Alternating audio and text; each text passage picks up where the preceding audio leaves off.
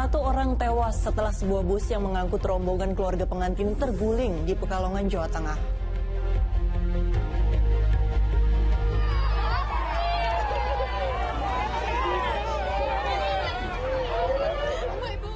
Tangis haru mengiringi kedatangan jasad nelayan dan anaknya yang tewas tergulung ombak.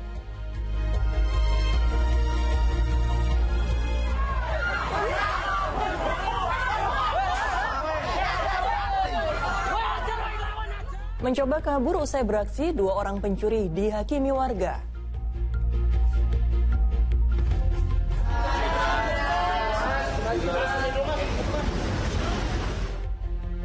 Presiden dan Wakil Presiden terpilih Prabowo Subianto dan Gibran Raka Buming Raka akan dilantik di gedung DPR MPR Senayan, Jakarta hari ini.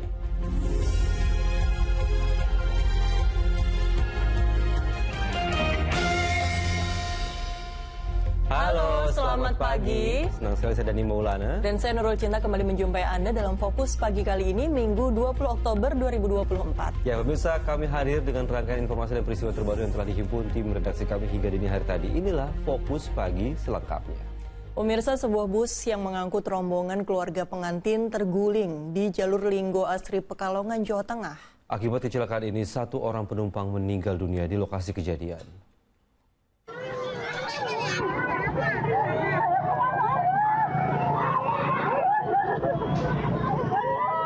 Tangis histeris penumpang pecah sesaat setelah bus yang mereka tumpangi mengalami kecelakaan di Desa Linggosari, Kecamatan Kajen, Kabupaten Pekalongan, Sabtu petang.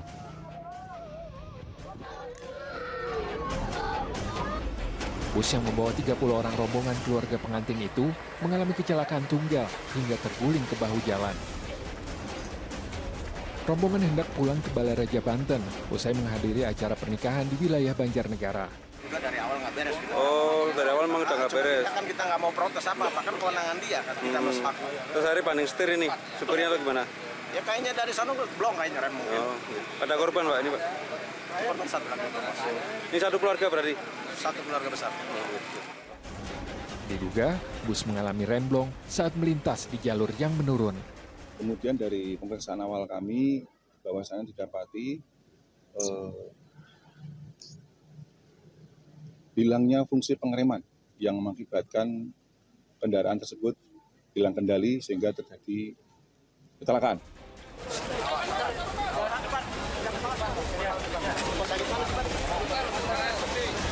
Akibat kecelakaan tersebut, satu orang penumpang tewas di lokasi kejadian, sementara puluhan lainnya mengalami luka-luka. Petugas dibantu warga akhirnya berhasil mengevakuasi seluruh korban pada Sabtu malam. Kasus ini tengah ditangani unit Gakum Satlantas Polres Pekalongan. Kuncoro Wijayanto melaporkan dari Pekalongan, Jawa Tengah. Di peristiwa lain, pemirsa, dua nelayan yang merupakan seorang ayah dan anak asal Majene, Sulawesi Barat yang hilang di perairan Selat Makassar akhirnya ditemukan setelah terombang-ambing di lautan. Tiba di kampung halamannya, tangis haru keluarga dan kerabat menyambut kedatangan korban.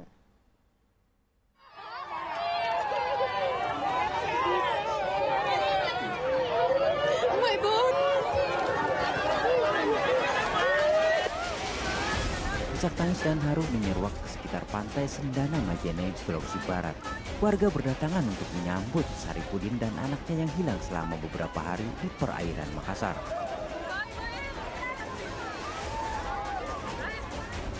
Nelayan menemukan kedua korban terombang-ambing di lautan dalam keadaan lemas. Korban menyatakan gelombang tinggi menggulung perahunya hingga kehabisan bahan bakar. Ditemukan oleh nelayan Makassar setelah nelayan Saripudin ini terapung-apung di laut selama 2 hari. Nelayan Makassar ini memberikan 2 jerigen minyak bensin sehingga nelayan Saripudin bisa kembali ke rumahnya. Sebelumnya regu penolong sempat menyusuri dan mencari jejak Saripudin dan anaknya yang hilang saat mereka melaut. Edi Junaidi melaporkan dari Majene, Sulawesi Barat. Terjangan gelombang pasang merusak sejumlah warung makan di Pantai Depok, Kapanewon, Kretek, Kabupaten Bantul, Daerah Istimewa Yogyakarta. Sementara itu gelombang tinggi mencapai 4 meter. Ia juga melanda Pantai Lebak Selatan, Banten, dan juga menerjang sejumlah warung dan bangunan di wilayah pesisir.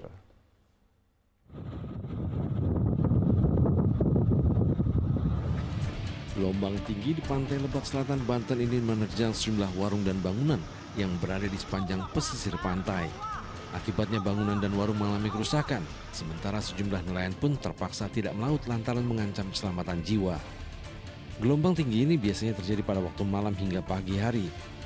Gelombang tinggi diprediksi masih akan terjadi dalam beberapa hari ke depan.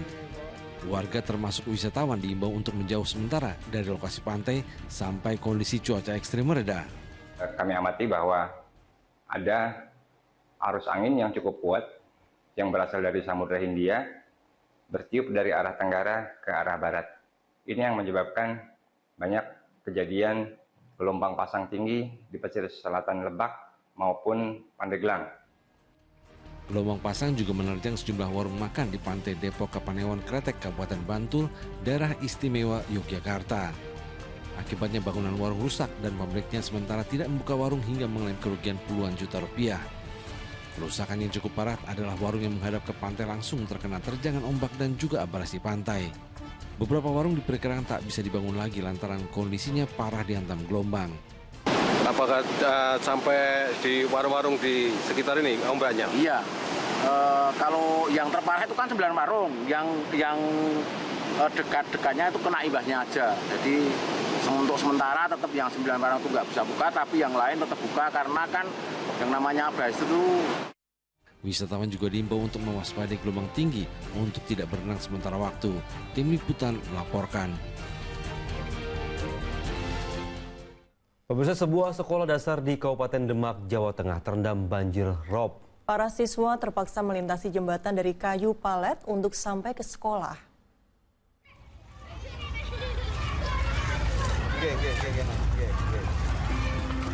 Sisa banjir rob masih menggenangi halaman sekolah dasar negeri Daleman di Desa Gemulak, Sayung, Kabupaten Demak, Jawa Tengah. Untuk membantu siswa sampai ke sekolah, petugas kepolisian setempat dibantu warga memasang jembatan dari palet kayu. Jembatan sederhana ini diharapkan bisa membantu siswa agar tidak tercebur genangan air dan sisa lumpur banjir yang licin. Hari ini saya koordinasi dengan pihak SD, Pak Wawan selaku kepala sekolah, kita fasilitasi untuk memberikan bantuan kayu palet. Jadi harapannya meskipun ada rob yang menggenang di lingkungan SD, tapi adik-adik ini tetap semangat untuk melaksanakan kegiatan aktivitas belajar mengajar. Selain jembatan palet, beragam upaya telah dilakukan untuk membendung air rob yang telah menggenangi sekolah ini selama 1 tahun terakhir. Warga Demak diminta waspada terhadap bencana banjir rob yang diprediksi memasuki puncaknya pada bulan Oktober. Ali Mustafirin melaporkan dari Kabupaten Demak, Jawa Tengah. Belasan siswa sekolah dasar di kawasan Serengat, Blitar, Jawa Timur diduga keracunan makanan jajanan yang dijual pedagang keliling. Umumnya para siswa mengeluhkan sakit perut dan mual setelah mengonsumsi jajanan itu.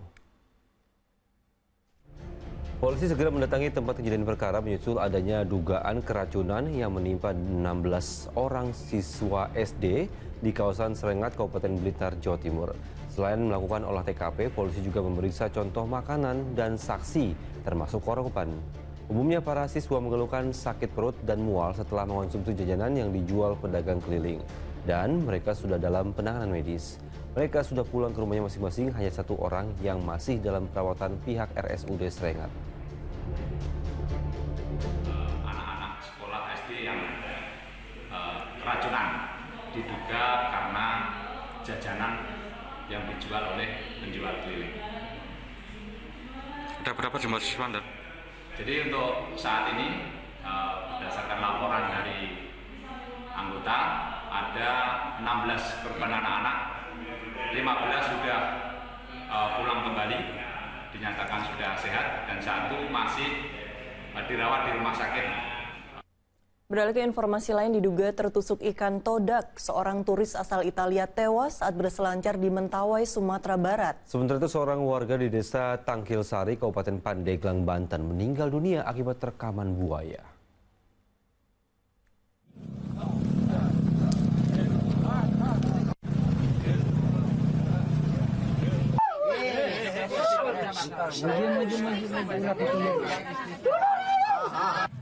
Petugas gabungan bersama warga berhasil menemukan Saputra alias Jana, warga kampung Cisaat, Tangkilsari, Pandeglang, Banten dalam keadaan meninggal dunia.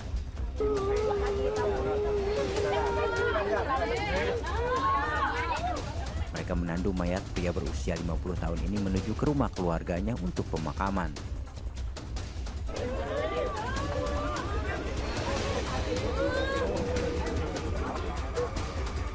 Jana tewas diduga akibat terkaman buaya saat korban mancing di Sungai Muara Jalarang pada Jumat sore. Dari hasil pemeriksaan, korban tewas akibat luka di bagian leher dan sobekan di bagian tubuhnya. Masyarakat Desa Kampung Cisaat atas nama Jana yang pada saat itu kegiatan sedang memancing, namun informasi dimakan oleh buaya. Sementara korban Yulia Manfrini, 36 tahun, tewas di perairan Ombak Bengbeng, Kecamatan Siberut, Barat Daya, Kabupaten Mentawai. Jenazahnya tiba di Rumah Sakit Bayangkara, Polda Sumbar, Jumat malam. Korban ditemukan dengan luka di bagian dada, diduga tertusuk ikan todak saat berselancar bersama rekan-rekannya. Ariel Maranus dan Laude Juhardio Anse melaporkan dari Pandeglang, Banten dan Mentawai, Sumatera Barat. Sementara itu pemirsa, seekor hiu tutul berukuran besar terdampar di pesisir pantai selatan Lumajang, Jawa Timur. Hiu sepanjang 7 meter tersebut ditemukan mati diduga akibat cuaca ekstrim dengan suhu panas.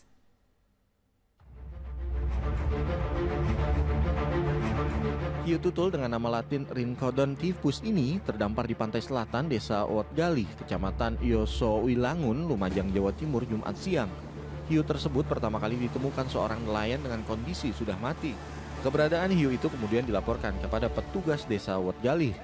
Itu jenisnya ikan hiu tutul, panjangnya sekitar 7 meter dan bentang sirip sekitar sampai 3 meter. Supaya kita sudah menghubungi dinas terkait dan juga BPBD, dan rencananya akan ditindaklanjuti, kemungkinan akan kita kubur bersama dengan masyarakat dan dinas terkait di sekitaran Pantai Owatgali.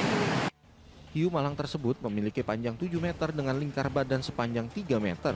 Diduga hiu itu terdampar akibat cuaca ekstrim, peralihan dari musim kemarau ke musim hujan. Agar aromanya tidak mengganggu warga sekitar, Balai Konservasi Sumber Daya Alam kemudian mengubur hiu tersebut. Nur Salim melaporkan dari Lumajang, Jawa Timur. Pemirsa, lahan hutan di Taman Nasional Waikambas, Lampung Timur kembali terbakar. Tidak hanya melahap lahan seluas 350 hektar, namun kebakaran juga menyebabkan satwa dilindungi jenis terenggiling dan burung hangus mati terpanggang. Lahan rumput ilalang di hutan Taman Nasional Waikambas, Lampung Timur kembali berkobar hebat. Kebakaran diduga akibat ulah pemburu liar atau pencari satwa. Setiap musim kemarau, lahan sengaja dibakar untuk memudahkan satwa yang hendak diburu. Luas lahan yang terbakar mencapai 350 hektar lebih, berupa semak belukar, rumput ilalang kering. Proses pemadaman berlangsung cukup lama karena sulitnya medan. Petugas padamkan api dengan cara menggepiok menggunakan ranting atau dahan pohon yang basah. Petugas lainnya menggunakan tangki gendong berisi 30 hingga 50 liter air. Sejumlah satwa dilindungi seperti terenggiling, ular, dan burung ditemukan mati terpanggang. Pihak TNWK masih terus melakukan penjagaan guna mengantisipasi timbulnya titik api baru.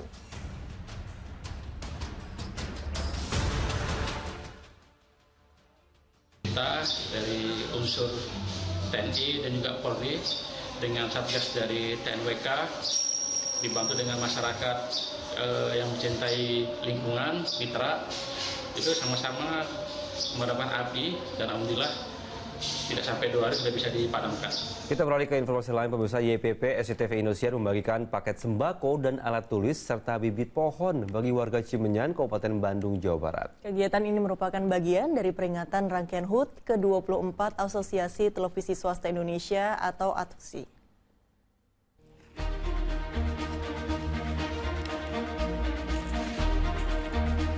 Yayasan Peduli Amal Peduli Kasih YPPS CTV Indosiar bersama pengurus Asosiasi Televisi Swasta Indonesia atau ATVSI dan Komisi Penyiaran Daerah KPID Jabar menggelar bakti sosial di kawasan Cimenyan, Kabupaten Bandung, Jawa Barat. Untuk sampai di wilayah ini, rombongan harus berjalan kaki menaiki bukit. Setibanya di lokasi, tim YPPS CTV Indosiar ATVSI bersama Yayasan Odesa Indonesia melakukan penanaman 1.000 bibit pohon buah-buahan berbagai jenis. Kegiatan penanaman pohon. Kegiatan ini adalah dalam rangka mendukung program pemerintah yaitu Eco Green. Dan tentu harapannya ditanamin pohon yang berbuah ini di Desa Cigadut, Kecamatan Cimenan, Kabupaten Bandung Utara adalah dalam rangka menghindari banjir, ya. Jadi menghindari abrasi, erosi yang pada akhirnya nanti akan terjadi banjir, itu turunnya ke masyarakat di daerah ini. Nah, penanaman pohon ini diharapkan dapat mencegah bencana erosi, tanah longsor, dan banjir yang rawan terjadi di kawasan ini. Di Bandung Utara, khususnya bagian timur ini sudah banyak lahan-lahan kritis yang bisa menimbulkan banjir ke kota Bandung. Tentu kami mengucapkan terima kasih kepada ATVSI, Yayasan Peduli Amal Peduli Kasih, Pak Imam. Semoga bantuan tadi insya Allah bermanfaat dan dalam beberapa tahun ke depan mudah-mudahan ini jadi sentra buah yang manfaatnya bisa dirasakan oleh masyarakat. Selanjutnya rombongan membagikan ratusan paket sembako serta alat tulis untuk masyarakat sekitar. Insan penyiaran gitu ya, ikut bertanggung jawab untuk permasalahan pelestarian lingkungan, terutama ini permasalahan lahan kritis gitu. ATVS ini bagian dari insan penyiaran yang kemudian konsen gitu ya terhadap permasalahan-permasalahan ekologi. Kegiatan bakti sosial ini merupakan bagian dari rangkaian HUT ke-24 ATVSI. Selain melestarikan lingkungan, bakti sosial diharapkan juga dapat membantu masyarakat yang kurang mampu. Muhammad Abbas melaporkan dari Kabupaten Bandung, Jawa Barat. Ya, pemirsa, mencoba kabur setelah beraksi, 2 orang pencuri dihakimi warga. Informasi selengkapnya usai jeda berikut, tetaplah di Fokus Pagi.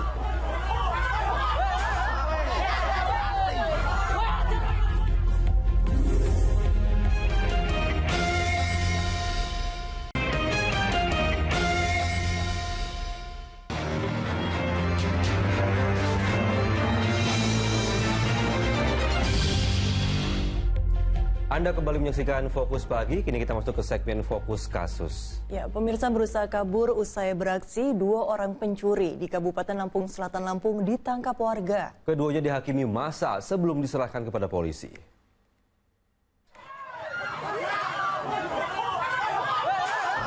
Tersangka bernama Panji Pratikno dan Bagus Abimanyu ini dihakimi warga di Kecamatan Candipuro, Kabupaten Lampung Selatan, Lampung setelah ketahuan mencuri di sebuah toko swalayan Jumat siang.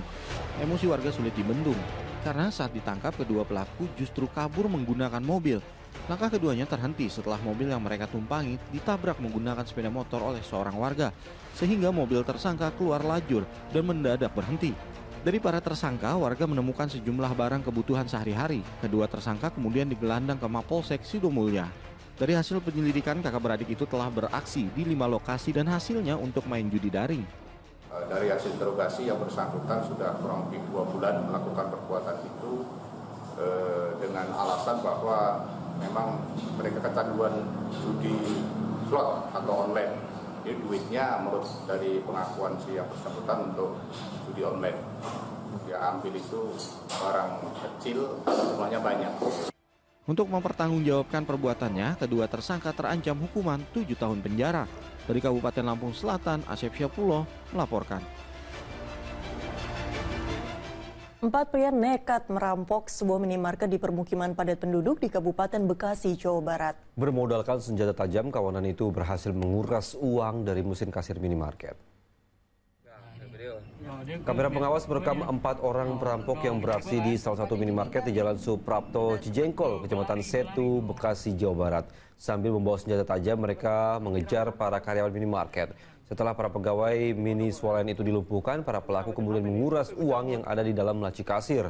Perampok juga menggasak puluhan bungkus rokok dengan total kerugian mencapai belasan juta rupiah.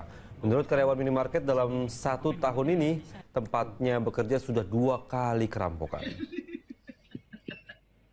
Kalau di sini sempat ada kejadian juga, kayaknya dalam tahun ini udah 2 kali kalau ya kejadian.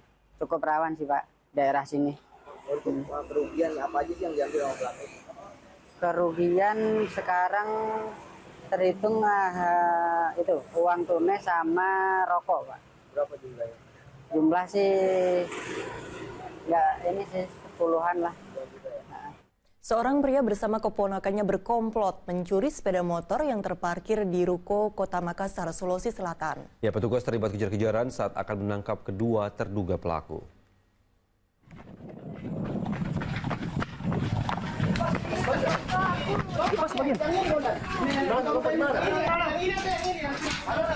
Petugas gabungan Polsek Tamalandrea dan Polrestabes Makassar terlibat kejar-kejaran saat meringkus seorang pria terduga pelaku pencurian motor di Kecamatan Panakukang.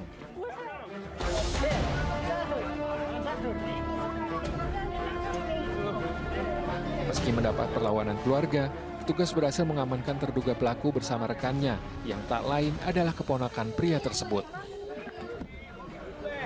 Polisi yang melakukan pengembangan kemudian meringkus seorang pria lainnya yang berperan sebagai penadah barang curian.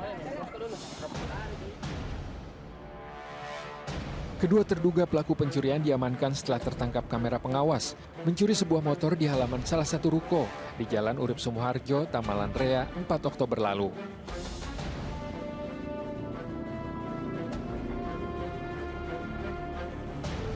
Di dalam rekaman itu terdapat 2 pelaku yang masing-masing punya peran. Ada peran sebagai pengintai atau menjaga dan ada selaku tim bertindak selaku eksekutor. Kedua tersangka dijerat dengan pasal pencurian dengan pemberatan serta penadah dengan ancaman hukuman di atas 5 tahun penjara. Raisa Habu melaporkan dari Makassar, Sulawesi Selatan. Di peristiwa lain, pemirsa, seorang pemuda ini tega membacok kedua orang tua kandungnya hingga korban menderita luka mengenaskan di kepalanya. Kini kedua korban terbaring lemah dalam perawatan petugas medis sebuah klinik.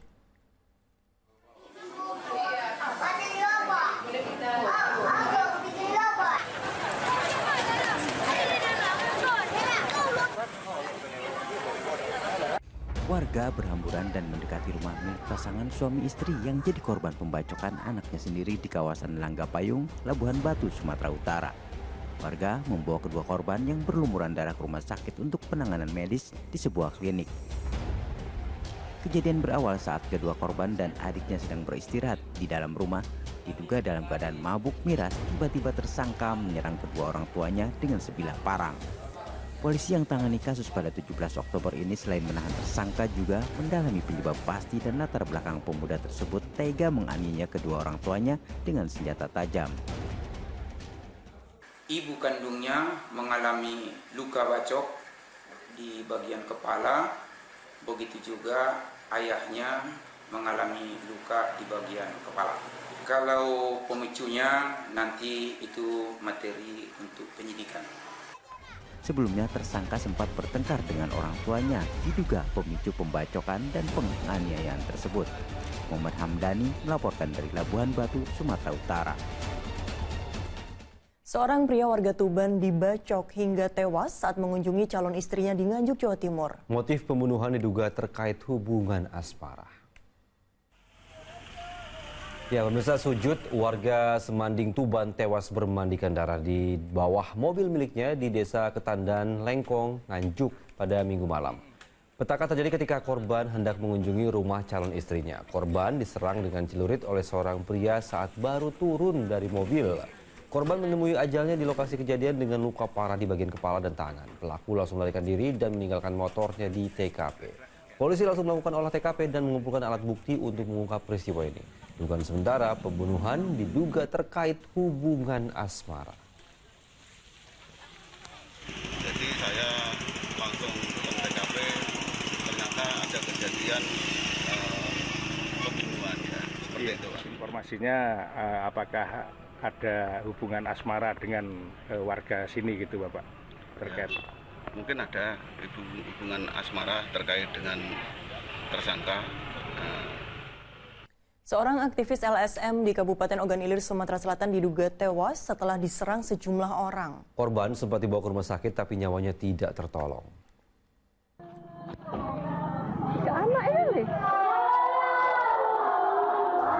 Tangis keluarga korban pecah saat melihat jasad Yongki Aryansyah terbujur kaku di ruang IGD RSUD Ogan Ilir pada Sabtu siang. Korban yang sedang menumpang kendaraan bersama rekannya diadang sebuah alat berat di kawasan Desa Tanjung Putus, Kecamatan Indralaya, Kabupaten Ogan Ilir. Saat turun, korban justru dianiaya oleh sejumlah orang dengan senjata tajam. Meski sempat mendapat perawatan, nyawa pria berusia 36 tahun itu tidak tertolong. Kami lewat kan, dicegatlah mobil kami oleh alat berat kan. Datanglah 2 motor kan. Turun itu langsung ninju ongki kan. Nah, habis itu nyabut pisau. Pelaku tadi langsung menuju ongki. Pihak Polres Ogan Ilir belum bersedia memberikan keterangan terkait kasus ini. Namun petugas yang melakukan olah TKP menemukan beberapa bercak darah di dalam mobil korban. Polisi masih menyelidiki motif penyerangan terhadap aktivis lembaga swadaya masyarakat itu. Dedi Irwansyah melaporkan dari Kabupaten Ogan Ilir, Sumatera Selatan. Pemirsa, seorang mahasiswa meninggal dunia di sebuah kamar indekos di kawasan Gampong Jeling ke kota Banda Aceh. Dugaan sementara mahasiswa itu merupakan korban pembunuhan, menyusul adanya temuan sejumlah luka tusukan senjata tajam di tubuhnya. Penemuan seorang mahasiswa yang tewas bersimbah darah menggegerkan warga sekitar Gampong Jelingke, kota Banda Aceh. Korban tewas mengenaskan dengan luka tusukan senjata tajam akibat penganiayaan.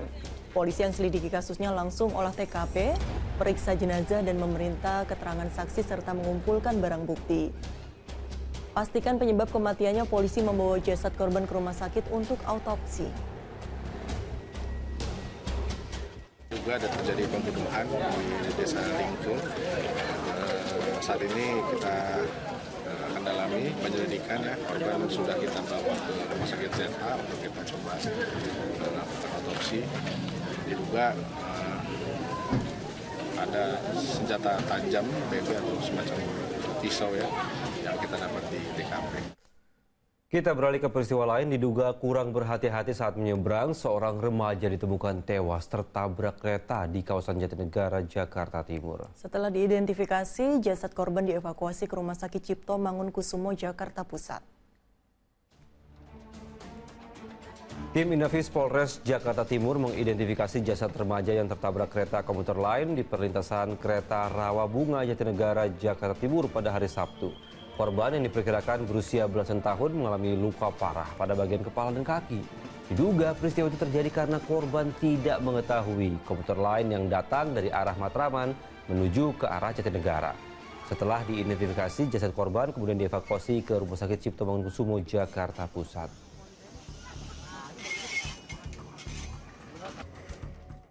Sepasang suami istri di Tanjung Balai, Sumatera Utara nekat jadi kurir sabu-sabu. Ya, dari tangan keduanya disita 25 kg sabu-sabu yang akan diserahkan kepada para pengedar.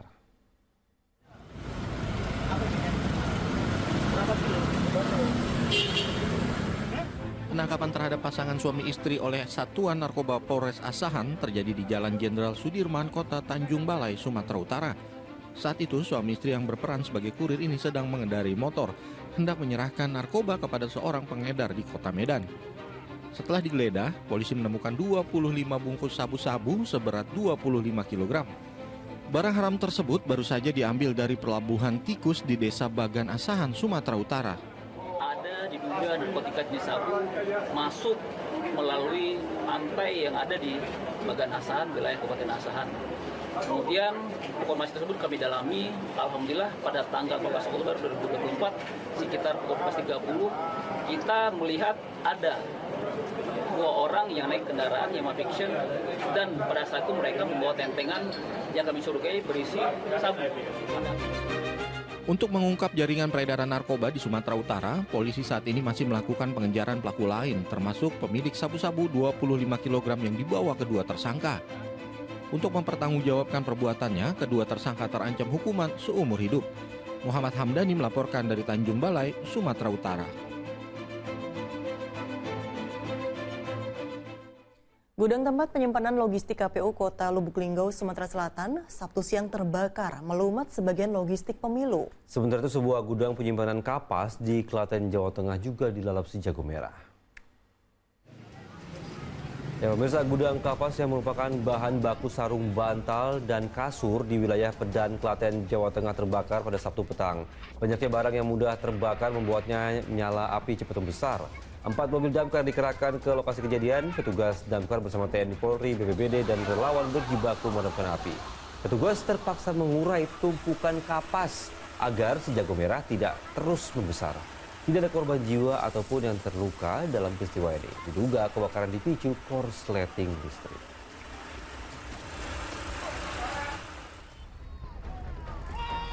Dugaan sementara penyebab kebakaran adalah korsleting listrik. Akibat kebakaran diperkirakan kerugian sekitar 100 juta rupiah. Dampak kebakaran juga menyebabkan 2 rumah milik warga di lokasi sekitar mengalami kerusakan. Nyala api sempat merambat pada bagian atap dan dinding rumah.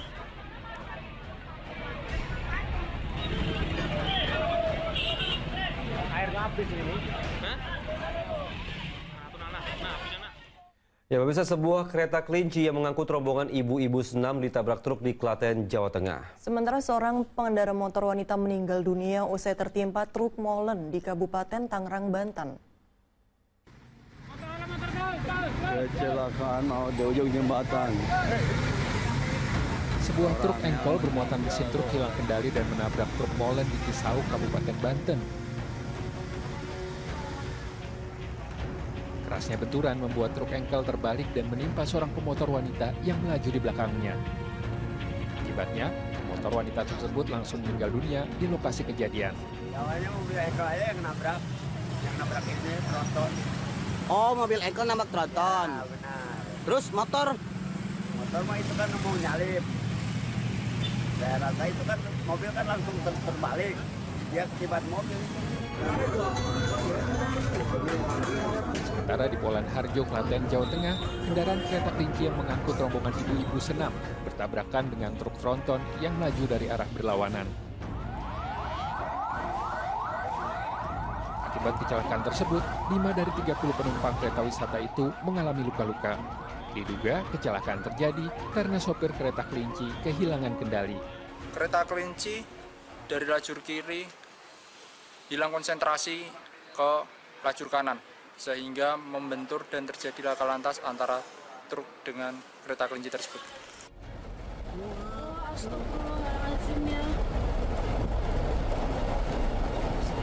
Sedangkan di Sleman, Yogyakarta, minibus yang membawa satu keluarga tergencet truk bermuatan batu dan tronton yang membawa tangki gas Sabtu siang.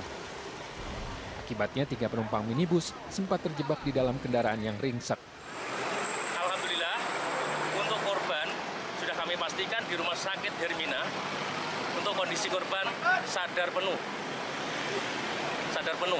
mengalami luka ringan, menunggu hasil ronsen. Kita berdoa bersama semoga kondisinya cepat membaik. Diduga kecelakaan terjadi saat minibus itu hendak berputar arah. Tim Liputan melaporkan. Pemirsa, 1 orang tewas setelah sebuah bus yang mengangkut rombongan keluarga pengantin terguling di Pekalongan, Jawa Tengah. Informasi selengkapnya sesaat lagi.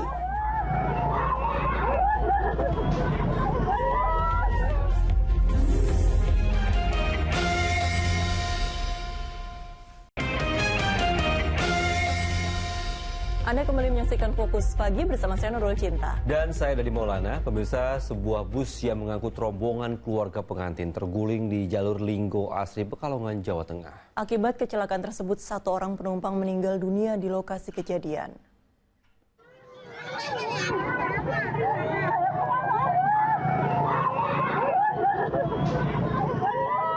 Tangis histeris penumpang pecah sesaat setelah bus yang mereka tumpangi mengalami kecelakaan di Desa Linggosari, Kecamatan Kajen, Kabupaten Pekalongan, Sabtu petang.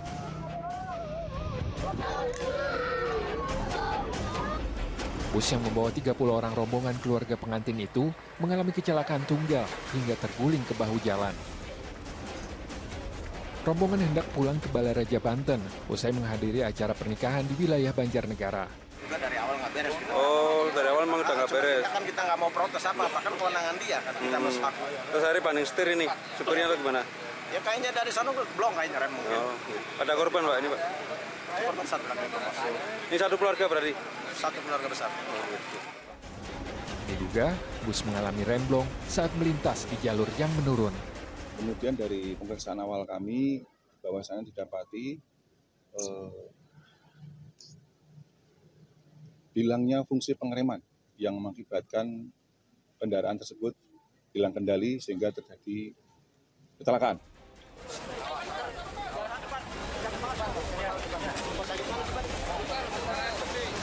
Akibat kecelakaan tersebut, 1 orang penumpang tewas di lokasi kejadian, sementara puluhan lainnya mengalami luka-luka.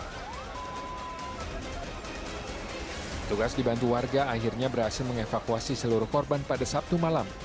Kasus ini tengah ditangani unit Gakum Satlantas Polres Pekalongan.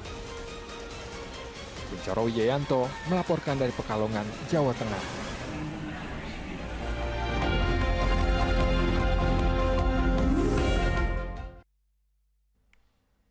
Masa kampanye, para calon gubernur Jakarta terus mensosialisasikan programnya saat belusukan dan bertemu warga. Ya, mereka menawarkan program sebagai solusi dalam mengatasi masalah yang dihadapi masyarakat Jakarta. Pemirsa, kehadiran calon gubernur Jakarta nomor urut 1 Ridwan Kamil di kawasan padat penduduk di Kemayoran, Jakarta Pusat pada hari Sabtu disambut antusias warga yang didominasi emak-emak. Ridwan Kamil menilai belusukan menemui warga merupakan cara paling ampuh untuk mendulang dukungan suara dari masyarakat. Ridwan Kamil menilai belusukan menemui warga merupakan cara paling ampuh untuk mendukung suara dari masyarakat dan melihat semangat warga yang gemar berdagang. Mantan Gubernur Jawa Barat itu berjanji akan menyediakan program kredit mesra kepada warga, yakni pinjaman berkelompok tanpa bunga dan tanpa agunan. Itu yang saya dapati ya, warga Jakarta itu hampir mayoritas kalau saya tanya rata-rata senang ingin berdagang, artinya semangat wirausahanya tinggi. Nah, tinggal nanti jangan sampai kena korban pinjol kan. Makanya ada program kredit mesra itu yang kredit kelompok itu ya, tanpa bunga, berbunga tanpa agunan. Sementara calon gubernur Jakarta nomor urut 2 Dharma Pongrekun menghadiri acara reuni Akbar SMA 34 Jakarta di Jalan TB Simatupang, Pasar Minggu, Jakarta Selatan pada hari Sabtu. Calon gubernur dari jalur independen itu menyatakan akan memprioritaskan penataan kota jika ia terpilih. Dharma akan menjunjung asas penataan kota tanpa disertai penggusuran. Dharma menambahkan proses penataan kota akan disertai konektivitas lahan terbuka hijau untuk tersedianya cadangan air bersih. Dharma juga akan melanjutkan program normalisasi dan naturalisasi 13 sungai di Jakarta sebagai upaya mengatasi banjir. Harus harmoni dengan alam. Manusia harus melestarikan alam, jangan melawan sifat alam. Itulah makanya kenapa Jakarta banyak banjir. Kenapa? Karena kita sudah melawan sifat alam. Seandainya Jakarta banyak hutan, maka serapan air itu akan maksimal. Sementara itu didampingi Ketua Tim Pemenangan Pramono Rano, Lis Hartono alias Cak Lontong, calon gubernur Jakarta nomor urut 3 Pramono Anung menghadiri pertemuan dengan komunitas warga Jawa Tengah yang merantau di Jakarta di kawasan Condet, Jakarta Timur pada hari Sabtu. Pasangan Rano Karno itu mengatakan datang untuk menyerap aspirasi masyarakat. Pramono berjanji akan memperbaiki pelayanan pembuatan kartu tidak hanya di satu tempat, tapi akan disiapkan pelayanan pembuatan kartu di setiap kelurahan di wilayah Jakarta hingga memudahkan masyarakat. Selain itu, pembagian kartu KJP, kartu Jakarta Sehat, KJS, dan kartu Jakarta Mahasiswa Unggul atau KJMU akan diberikan secara langsung dan tepat sasaran. Menitipkan aspirasi untuk dilakukan perbaikan yang sebenarnya sudah saya temukan ketika melakukan belanja masalah di mana saja, terutama yang berkaitan dengan kartu Jakarta Pintar, Jakarta Sehat, kemudian juga tadi sebagian mengharapkan KJP yang akan diberikan untuk anak-anak supaya bisa melihat taman mini. Di informasi selanjutnya, ribuan orang di kota Tasikmalaya, Jawa Barat rela berdesakan demi mendapatkan makanan gratis dari pemerintah daerah. Diduga takut tak kebagian, sebagian warga ini rela berebut makanan gratis itu.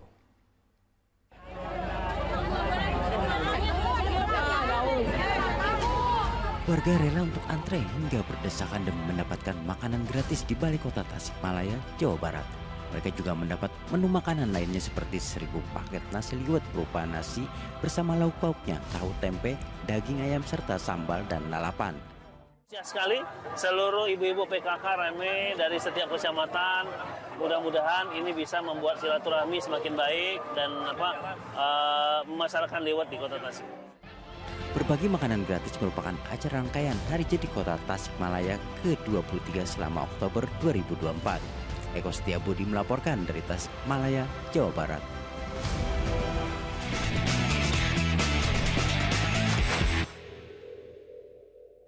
Kita ke informasi sepak bola. Pemirsa, Arema FC sukses mengalahkan Malut United di pekan ke-8 BRI Liga 1. Sempat tertinggal di babak pertama, Singoedan balik unggul 3-1 atas pasukan Naga Gamalama.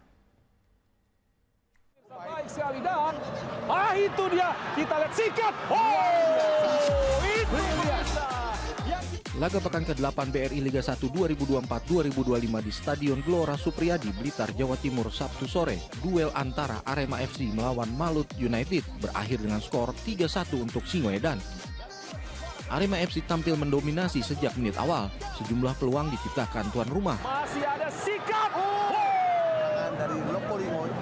Kita lihat. Namun, alih-alih mencetak gol, Singoedan malah kebobolan di menit ke-39 melalui tendangan bebas Yakob Sayuri yang gagal dijangkau kiper Lucas Frigeri. Boom! Dan gol yang luar biasa, gol yang brimo. Skor 0-1 untuk Laskar Kiraha bertahan hingga turun minum.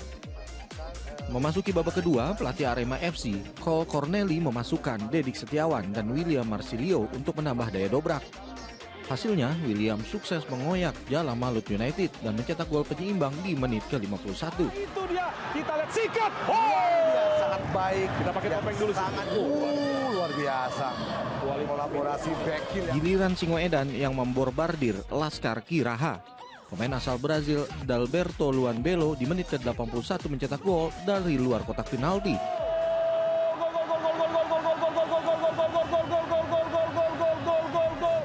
Kedudukan pun menjadi 2-1 untuk Arema FC. Menjelang akhir pertandingan, William Marsilio menambah keunggulan dengan gol kedua di masa injury time dan membawa Arema FC unggul 3 gol.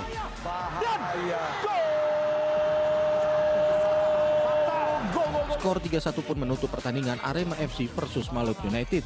Tim Liputan melaporkan. Di laga lain, Persis Solo menjamu Borneo FC pada pekan ke-8 BRI Liga 1. Laskar Samber Jawa menaklukkan Persut Etam dengan skor 3-2. Ini dia, Musa Sidibe! Persis Solo mengalahkan Borneo FC dalam laga pekan ke-8 BRI Liga 1 2024-2025 di Stadion Manahan Solo, Jawa Tengah, Sabtu malam dengan skor 3-2. Persut Etam unggul lebih dahulu atas tim tuan rumah usai Gabriel Furtado mencetak gol pada menit ke-15 dengan memaksimalkan umpan Stefano Lillipali. Di Stadion Manahan, dan itu dia sundulan dari Laskar Samber Nyawa pun mencetak gol balasan pada menit ke-34 lewat aksi Moussa Sidibe. Skor pun menjadi 1-1. Cutback. Dan pemain itu adalah Musa Sidibe. Borneo FC kembali unggul menjadi 1-2 pada menit ke-43 tatkala Gaucho menyambar umpan tarik Stefano Lillipali di depan gawang Persis Solo.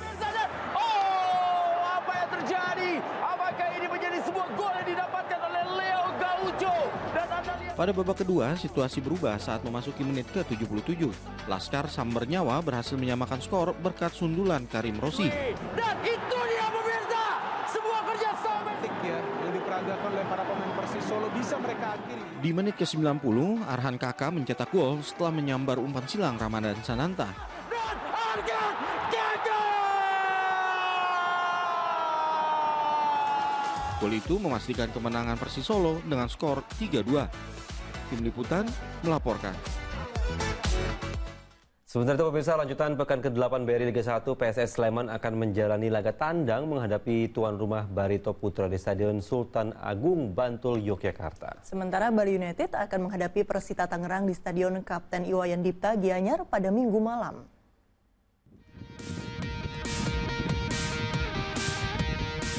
Jelang laga menghadapi Persita Tangerang, Bali United memusatkan latihan di Pantai Purnama Gianyar, Bali Sabtu sore.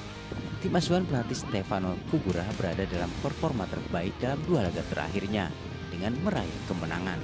Skuad Serdadu Tridatu bertekad melanjutkan tren positif untuk menghadapi Pendekar Cisadane dengan sejumlah strateginya, diantaranya skema marking bermain dan peredaman serangan lawan.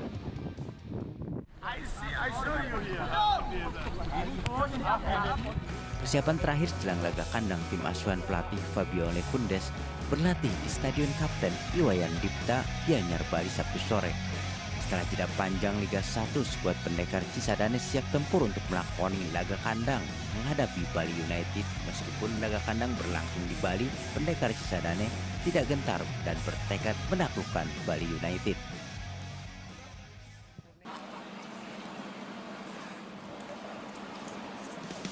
Laga tandang PSS Sleman Minggu Stadion Sultan Agung Kabupaten Bantul, Daerah Istimewa Yogyakarta menjadikan tim asuhan pelatih Ansari Lubis meningkatkan latihannya mulai dari kekuatan fisik dan kemampuan bagi para pemain berjuluk Super Elang Jawa ini. Hasil poin penuh jadi target utama PSS Sleman agar bisa naik posisi dalam klasemen sementara BRI Liga 1.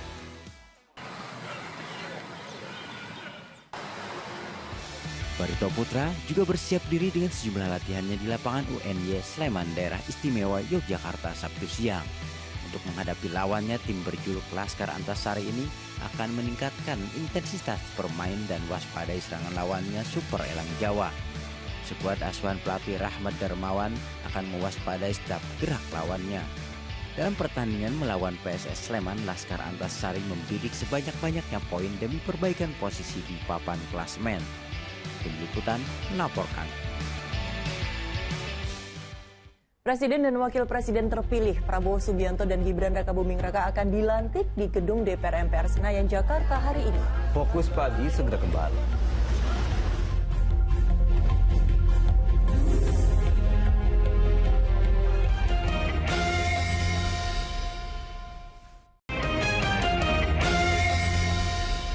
Anda kembali di Fokus Pagi bersama saya Dani Maulana. Dan saya Nurul Cinta. Pemirsa, MPR siap menggelar pelantikan Presiden terpilih dan Wakil Presiden terpilih Prabowo Subianto dan Gibran Rakabuming Raka di gedung DPR MPR Senayan, Jakarta hari ini. Untuk kelancaran pelantikan, MPR telah melakukan gladi bersih yang dihadiri oleh Gibran Rakabuming Raka.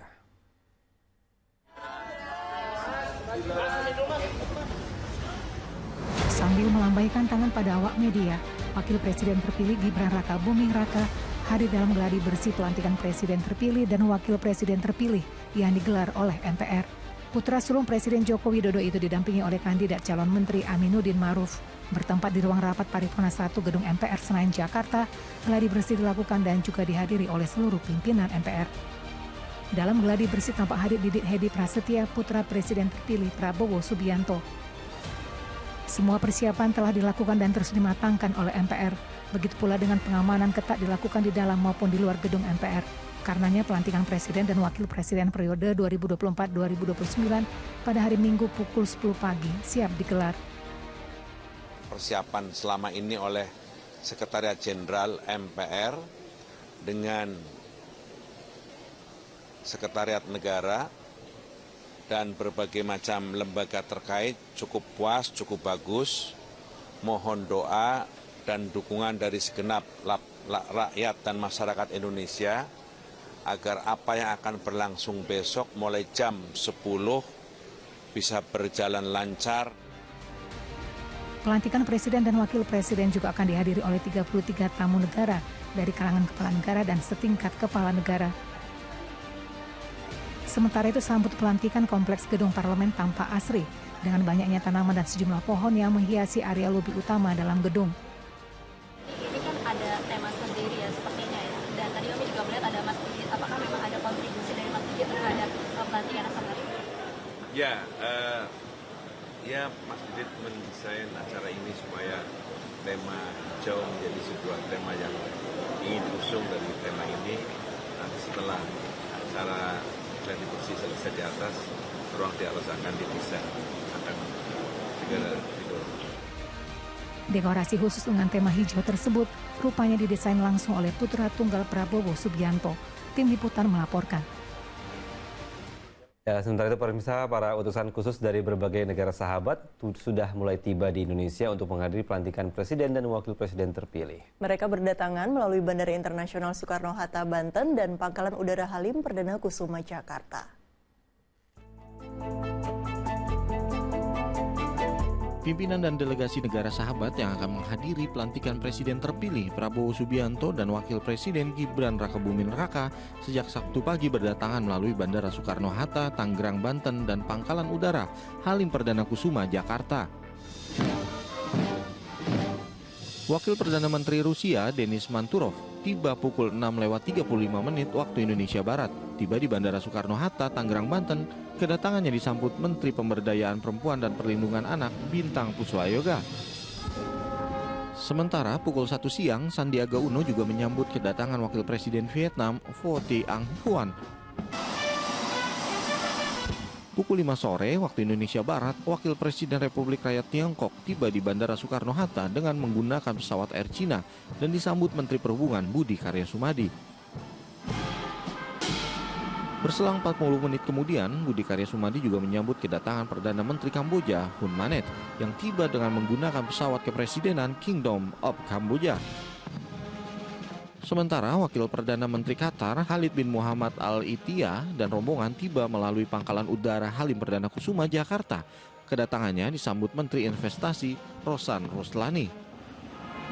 Istana memastikan sebanyak 20 kepala negara dan 1 utusan PBB akan menghadiri langsung pelantikan Presiden terpilih Prabowo Subianto dan Wakil Presiden Gibran Rakabuming Raka pada 20 Oktober 2024 di gedung DPR MPR Jakarta. Selain itu, ada 13 utusan negara sahabat yang juga turut hadir dalam acara pelantikan tersebut. Jumlah kepala negara 20 plus 1 dan jumlah perwakilan utusan khusus kepala negara sejumlah 13. Sekali lagi, kami sudah mempersiapkan ini bersama dengan Kementerian Luar Negeri, bersama dengan jajaran TNI AU dan Lanut Halim, juga bersama dengan Bandara Suta. Untuk pengamanan para tamu penting tersebut disiagakan 470 personil gabungan di Ring 1, Ring 2, dan Ring 3. Tim Liputan melaporkan. Ya pemirsa, untuk mengetahui situasi terkini persiapan pelantikan Presiden dan Wakil Presiden terpilih Prabowo Subianto dan Gibran Rakabuming Raka, kami sudah terhubung dengan Enggar Bagus dan juga juru kamera Ilham Ilyas di gedung DPR MPR Jakarta. Silakan Enggar dengan laporan Anda. Halo, selamat pagi Dani, Cinta dan juga pemirsa. Nah, ini tinggal menghitung waktu mundur ini jelang pelantikan Presiden dan Wakil Presiden yang terbaru. Pasangan Prabowo Subianto dan juga Gibran Rakabuming Raka. Untuk persiapannya tadi ketika kita masuk ini sterilisasinya udah ketat banget karena ada 3 ring. Dari ring pertama ini pengamanan dari Pas Pampres, pasukan pengamanan Presiden. Ring kedua ini ada aparat dari TNI, sementara ring ketiga ini jajaran dari Polda Metro Jaya. Sementara itu untuk persiapan sendiri ini sudah mencapai 100%, tinggal nunggu jalannya acara nih. Nah, acara akan berlangsung nanti sekitar pada pukul 10 pagi dan kemarin juga sempat Wapres terpilih Gibran Rakabuming Raka ini sempat ikut dalam gladi resik yang dilakukan pada kemarin jam 10 pagi bersama dengan jajaran pimpinan MPR, diantaranya adalah Ahmad Muzani dan juga Edi Suparno. Dan Prabowo juga akan direncanakan menyampaikan pidato perdananya sebagai Presiden Republik Indonesia ke-8 pada sumpah jabatan dan juga pelantikannya bersama dengan Gibran Rakabuming Raka. 1.100 tamu undangan beserta 20 tamu kenegaraan sahabat juga akan dilakukan hadir atau direncanakan hadir pada acara pelantikan dan juga sumpah jabatan Presiden terpilih 2024-2029 yakni Prabowo Subianto dan juga Gibran Rakabuming Raka. Termasuk rival dari pasangan ini yakni Anies Baswedan dan juga Ganjar Pranowo juga terkonfirmasi hadir pada acara yang akan berlangsung di gedung MPR DPR Senayan Jakarta. Nah, dan ini juga saudara, sementara itu belasan panggung ini juga tersebar untuk memeriahkan acara pelantikan Presiden dan Wakil Presiden terpilih. Di antaranya ini juga akan memeriahkan beberapa untuk pesta rakyat, akan berisi berbagai macam hiburan dan juga pertunjukan musik hingga penghargaan hadiah untuk masyarakat. Dan berikut laporan untuk Anda.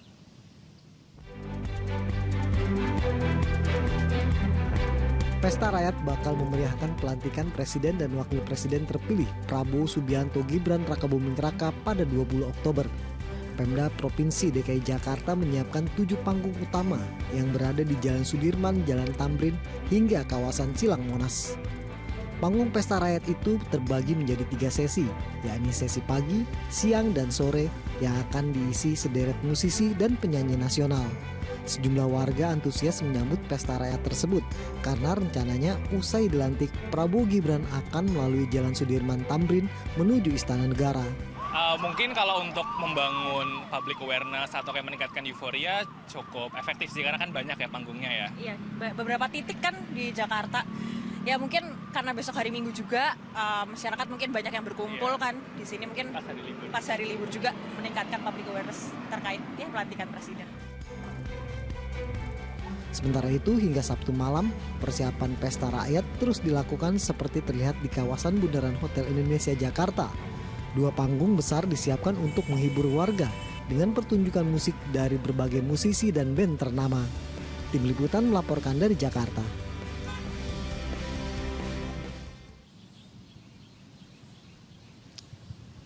Baik, sementara demikian Dani dan juga Cinta kembali ke Anda di studio. Demikian Enggar Bagus dari Gedung MPR Jakarta. Terima kasih, selamat bertugas kembali. Ya, pemirsa, saksikan pelantikan Presiden dan Wakil Presiden Republik Indonesia 2024-2029 Prabowo Subianto Gibran Rakabuming Raka pagi ini pukul 8.30 waktu Indonesia Barat live di Indosiar. Ikuti momen bersejarah bagi bangsa Indonesia. Sambut kepemimpinan baru yang akan membawa harapan dan kemajuan untuk bangsa menuju masa depan yang lebih gemilang. Bersama News Anchor Indosiar, Zulfikar Nagi, Sheila Purnama, Hasan Sadi, Pratiwi Kusuma, Ilham Ardiansah. Saksikan pelantikan Presiden dan Wakil Presiden RI 2024-2029 Prabowo Subianto dan Gibran Rakabuming Raka Minggu 20 Oktober pukul 8.30 waktu Indonesia Barat, live di Indosiar dan video. Selama acara pelantikan Presiden dan Wakil Presiden, Dinas Perhubungan DKI Jakarta melakukan rekayasa lalu lintas di 45 ruas jalan. 4 ruas jalan diantaranya ditutup total. Demi kelancaran proses pelantikan Presiden dan Wakil Presiden terpilih di gedung DPR MPR pada Minggu pagi, Dinas Perhubungan DKI Jakarta melakukan rekayasa lalu lintas di 45 ruas jalan di Jakarta. 4 ruas diantaranya ditutup total, yakni Jalan Sudirman, Jalan MH Tamrin, Jalan Medan Merdeka Barat, dan juga di Jalan Majapahit di sisi timur akan ditutup mulai jam 8 pagi hingga jam 4 sore. Selain itu, penutupan ruas jalan juga karena adanya panggung pesta rakyat yang didirikan di sepanjang Jalan Sudirman MH Tamrin hingga ke Jalan Medan Merdeka Barat. Rencananya ada 13 panggung pesta rakyat untuk menghibur masyarakat. Karenanya masyarakat diimbau untuk menggunakan transportasi massal seperti MRT, LRT, bus Transjakarta serta KRL dengan tarif Rp1 yang diberlakukan oleh pemerintah Provinsi DKI Jakarta.